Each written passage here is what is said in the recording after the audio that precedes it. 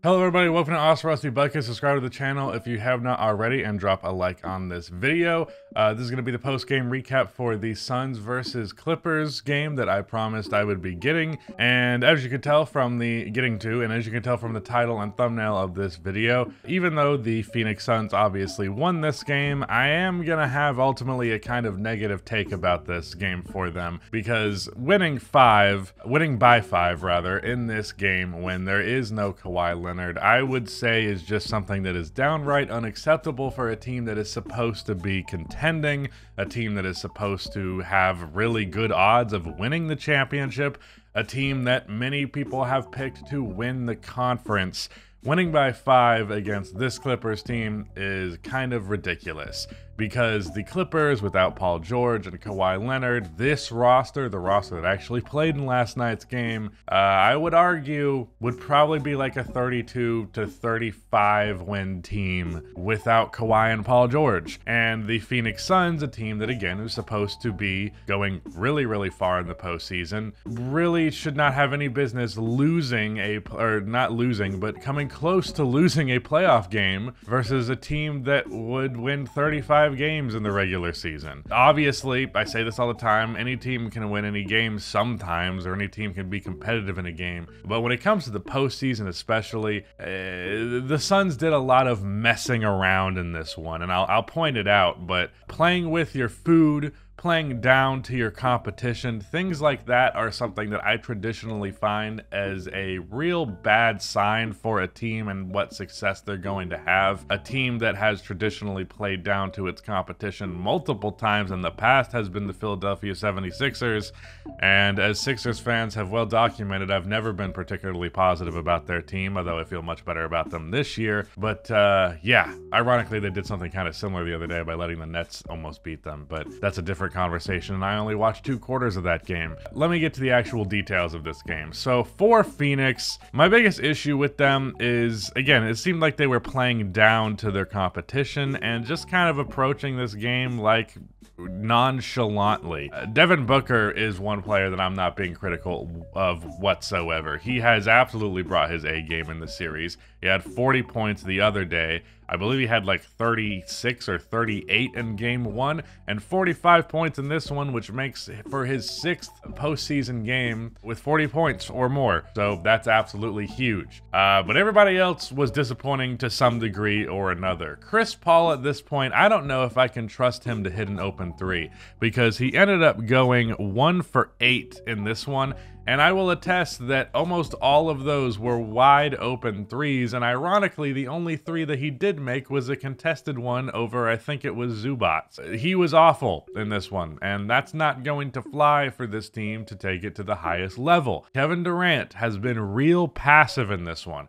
I realize it's kind of nuts to suggest that someone who has 28, 6, and 5 is passive, but frankly, that's really the only accurate way to describe it when Kevin Durant has the capabilities that he does, and he's playing this team in particular. I understand when Kawhi Leonard's out there on the floor and you potentially have to worry about that matchup, but the Clippers, for a lot of this game, were running a super small lineup and putting guys on Durant that he should be viewing as like baby food. And yet he takes 15 shots in this one, less than Chris Paul, which I just find to be absolutely ridiculous. DeAndre Ayton was really good in the 3rd quarter, and it really seemed like the Phoenix Suns were looking for him in that 3rd quarter, but otherwise pretty quiet in this game. Frankly, I would say of this game that a lot of the play that happened was very much based on the quarter that it happened. Like, what I mean by that is, like, for example, Bones Highland. Bones Highland was bad for the first 3 quarters of this game.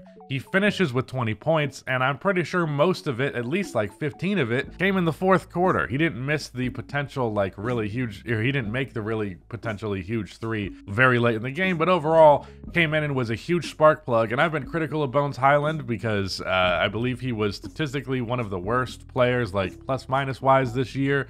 In spite of the fact that he was primarily on a team that won 50 games and was the first seed in the Western Conference. But I digress. He was really good in this one, and I gotta give him credit for that. But for the Clippers as a whole, this was all about Norman Powell, though, who, no offense to him, is probably the worst player to ever have a 40-piece in the NBA playoffs, at the very least in modern NBA history. There might be some example that I am missing, in which case, by all means, educate me. But as far as I'm aware, this is the worst basketball player I've ever seen score 40 points in an NBA playoff setting.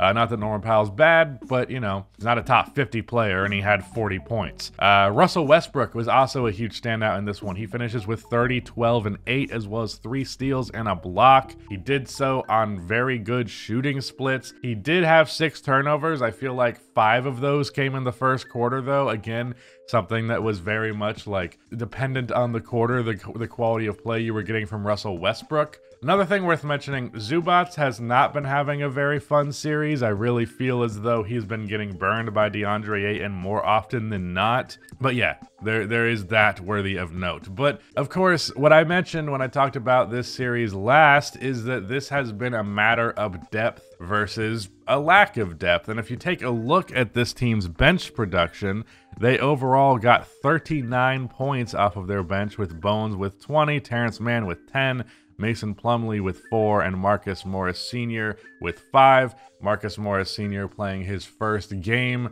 of this series. He missed the first 2 games, so that's just another player that adds to their depth. And you imagine you throw Kawhi back in there, and this is a super deep NBA roster, man. Phoenix's side of this, where they get 4 points from Bismack Biyombo, 6 points from Josh Okogie, and 8 points for Damian Lee, totaling 18 bench points versus 39. This really is a battle of the starters, a battle of really what matters in terms of depth. Because obviously the Phoenix Suns are a far more top-heavy team, but don't have a lot of great options coming off of their bench. Josh Okogie is really their best contributor off of the bench, and not exactly ideal. Not to mention that they already have Torrey Craig in the starting lineup, which again is also not exactly ideal, even if, of course, he has played good in this series to this point. If that does maintain itself, then it is good that he's in there, and he's a solid enough starter, and does his job, plays defense, hits threes, all that. But if his consistency from outside is not going to remain, which frankly would be what I would bet it to be, that's not exactly ideal. It's just a really kind of thin roster. But one player that I would probably be the most critical of looking at all this, other than Chris Paul, of course, because he was bad, Kevin Durant, seriously. He needs to be a little bit more assertive. He needs to be more aggressive. He needs to be like, hey, I'm Kevin Durant, and I'm not going to let you win this damn basketball game. In the fourth quarter, the Clippers ran entirely guards. Maybe you view Terrence Mann as like a small forward. I know Norman Powell is sometimes labeled as a small forward. But the lineup was Russell Westbrook, Bones Highland, Norman Powell, Terrence Mann, and who else was the other guy? I think Eric Gordon. Yeah. Just a bunch of guards. They primarily focused on their offense, and yet, in that lineup, when DeAndre Ayton's in the game, when Kevin Durant, who's 6'10", is in the game, they're doing the same usual taking jumpers thing. And to give the credit to the Clippers as well, they did a much better job of covering the mid-range in this one and not letting players get to their spots as comfortably. I feel like Kevin Durant hit like 2 of them in this game. Chris Paul might have hit 1, and Devin Booker hit a few of them because obviously he had 45, but other than him, wasn't really getting to his spots that easily. DeAndre Ayton had a few as well, but they did a good job of preventing that, and they also managed to do a decent enough job of keeping them from dominating in the paint in spite of the fact that they had a bunch of 6'3" to 6'5" players on the floor for their entire lineup. But yeah, I just think Phoenix, if they really are a serious basketball team, they need to do better than this. I'm obviously not going to dismiss the possibility that they're going to do good and even win a championship based on this game, but it's not a great sign, and it's worthy of pointing out that it's not a great sign. But yeah, that is it. Thank you to Rudy for editing the video, and goodbye.